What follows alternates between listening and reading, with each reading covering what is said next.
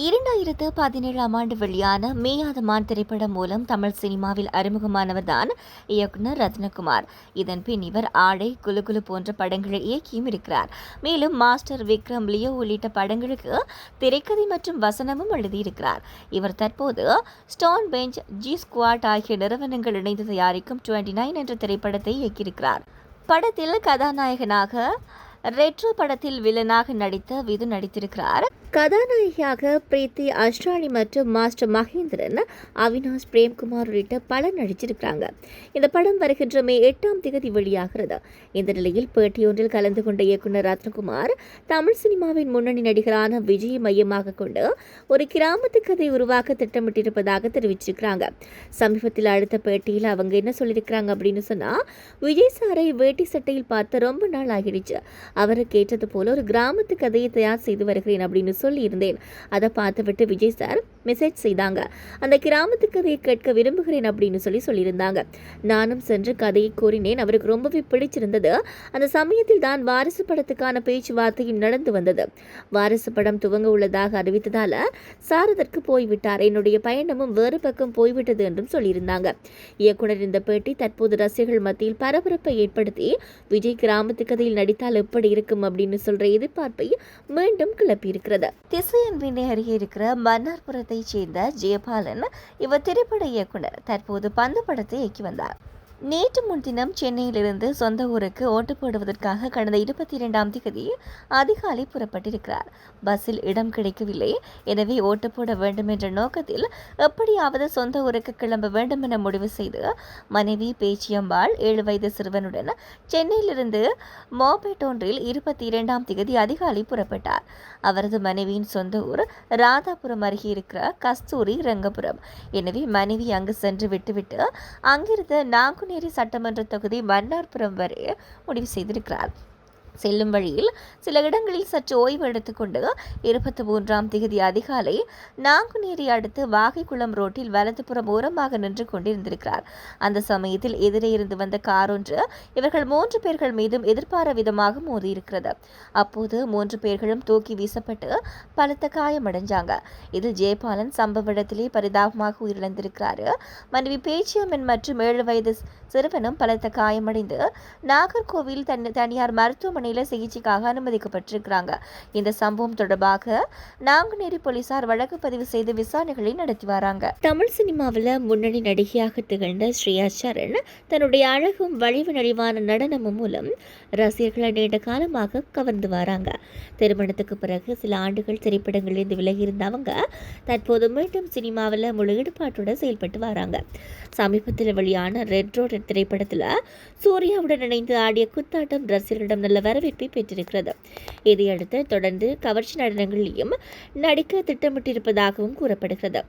இந்த நிலையில் சமீபத்திய நிகழ்ச்சி ஒன்றில் 43 வயதிலும் எப்படி இவ்வளவு அழகா இருக்கிறீங்க அப்படின்னு கேள்வி எழுப்பினாங்க. இதற்கு பதிலளித்த ஸ்ரேயா சரண், வயதை அடிப்படையாக கொண்டு நடிகரை மதிப்பிடுவது தவறு அப்படின்னு சொல்லி கடுமையாக எதிர்ப்பு தெரிவித்தாங்க. இப்படி கேட்பதே தவறு. வயது என்ன பிரச்சனை? திருமணமானவுடன் நடிகைகள் முடிந்து விடுகிறார்கள் என்ற மனப்போக்கு தவறு. சினிமாவில் சாதிக்க வயது ஒரு தடையே இல்லை, திறமைதான் முக்கியம். நல்ல கலைஞர்கள் எந்த வயதிலும் சாதிக்க முடியும் அப்படின்னு சொல்லி அவங்க தெளிவாக தெரிவிச்சிருந்தாங்க. இந்த பதில் சமூக ஊடகங்களில் பெரும் விவாதத்தையும் ஆதரவையும் பெற்றிருக்கிறது.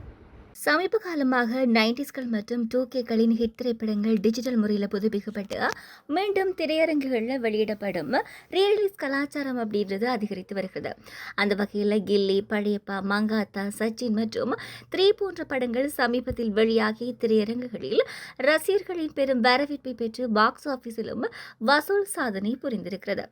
இந்த நிலையில் இயக்குனர் பேரரசு இயக்கத்தில் விஜய் நடிப்பில் 2005ஆம் ஆண்டு வெளியான சிவகாசி திரைப்படம் இன்று ரீரிலீஸ் செய்யப்படுகிறது. இந்த படத்தின் அசீன், பிரகாஷ் ராஜ், கஞ்சா கருப்பு மற்றும் வெங்கட் பிரபு உள்ளிட்டோர் முக்கிய கதாபாத்திரங்களை நடிச்சிருக்கிறாங்க. கிட்டத்தட்ட 21 ஆண்டுகளுக்கு பிறகு சிவகாசி திரைப்படம் டிஜிட்டல் முறையில் புதுப்பிக்கப்பட்டு மீண்டும் வெளியாகும் நிலையில் ரசிகர்கள் மத்தியில் மிகுந்த எதிர்பார்ப்பும் உற்சாகமும் உருவாகி இருக்கிறது. தமிழில் வெளியாகி வெற்றி பெற்ற முன்னணி நடிகரின் படங்களை டிஜிட்டலில் புதுப்பித்து மீண்டும் ரிலீஸ் செய்து வராங்க.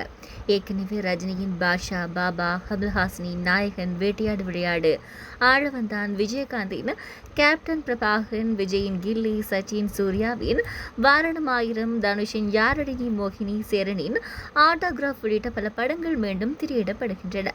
நடிகர் அஜித் 1993 வெளிவந்த அமராவதி படத்தின் மூலம் கதாநாயகனாக அறிமுகமானார்.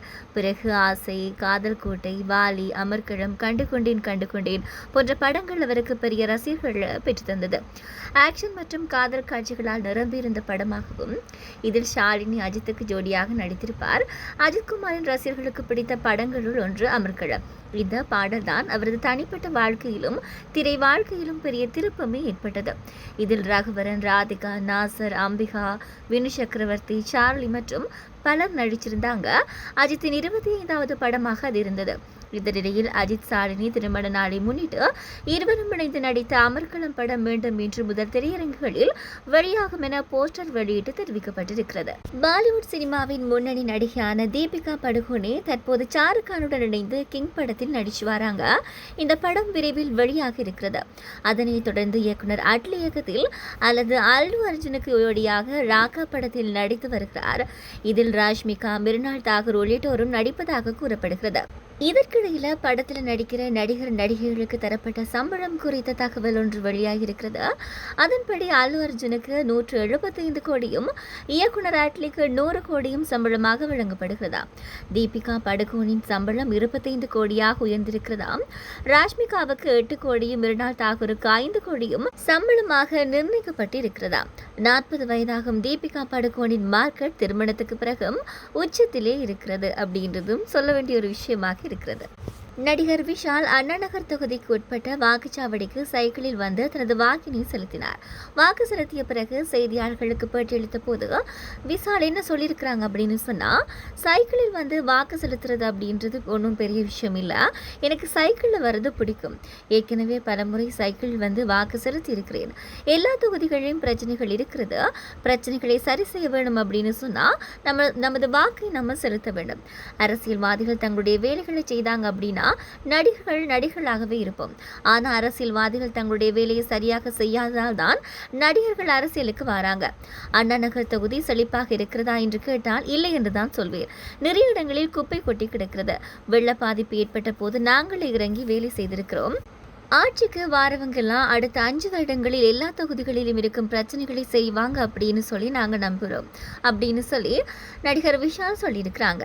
நடிகர் அல்லு அர்ஜுன் தற்போது அட்லி இயக்கத்தில் ராகா என்ற படத்தில் நடிச்சு வராங்க. அந்த படத்தினுடைய ஷூட்டிங் மும்பையில் தான் நடந்து வருது. ஹாலிவுட்டில் பயன்படுத்தும் பல தொழில்நுட்பங்களை எல்லாம் பயன்படுத்தி ஷூட்டிங் நடத்தப்பட்டு வருது அப்படின்னு சொல்லப்படுகிறது. ஷூட்டிங்காக அல்லு அர்ஜுன் மும்பையிலேயே குடும்பத்துடன் வீடு லீஸுக்கு எடுத்து செட்டில் ஆகி இருக்கிறாராம். மும்பை யோக பகுதியில் மாதம் 16 லட்சம் ரூபாய் செலுத்தி அந்த வீட்டில் இருந்து வராங்க அப்படின்னு சொல்லப்படுகிறது.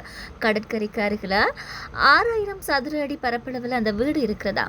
செய்தி வைரலான நிலையில அல்லது அர்ஜுன் மும்பையிலேயே செட்டில் ஆகிவிட போறாரா அப்படின்றது அவருடைய அப்பா அல்லு அரவிந்திடம் கேட்டபோது, மும்பையில் பட ஷூட்டிங் நடக்கிறதால அப்படி தெரியும், அவருக்கு எப்போதும் ஹைதராபாத் தான் வீடு, அவருடைய குழந்தைகள் இங்கே படிக்கிறாங்க, இங்கே தான் அவங்களுக்கு பிடித்த எல்லோருமே இருக்கிறாங்க, அதை விட்டுட்டு எப்படி மும்பையில் செட்டில் ஆவாங்க அப்படின்னு சொல்லியிருக்கிறாங்க. நடிகர்கள் மற்றும் நடிகைகள் இன்று வாக்களிக்க வந்த புகைப்படங்கள் மற்றும் வீடியோக்கள் எல்லாமே தற்போது இணையத்தில் வைரலாகி வருகிறது. மேலும் அவங்க அணிந்து வந்த உடை, சமூக வலைதள பதிவுகள் மூலமா எந்த கட்சிக்கு வாக்களித்தாங்க அப்படின்னும் இணையவாசிகள் பேச தொடங்கி இருக்கிறாங்க. நடிகை த்ரிஷா வாக்களித்த போட்டோவை இன்ஸ்டாவில் பதிவிட்டிருக்கிறாங்க. அது மட்டும் இல்லாம கில்லி படத்தினுடைய அர்ஜுனர் வில்லு பாடல்ல வர விசிலுடன் பாடலையும் தன்னுடைய பதிவில் போட்டிருக்கிறாங்க த்ரிஷா. அதனால அவங்க விஜய்க்கு தான் வாக்களிச்சிருக்கிறாங்க, அதாவது தமிழக வெற்றி கழகத்துக்கு தான் வாக்களிச்சிருக்கிறாங்க அப்படின்றது உறுதியாக இருப்பதாக நெட்டிசன்கள் கூறி வராங்க.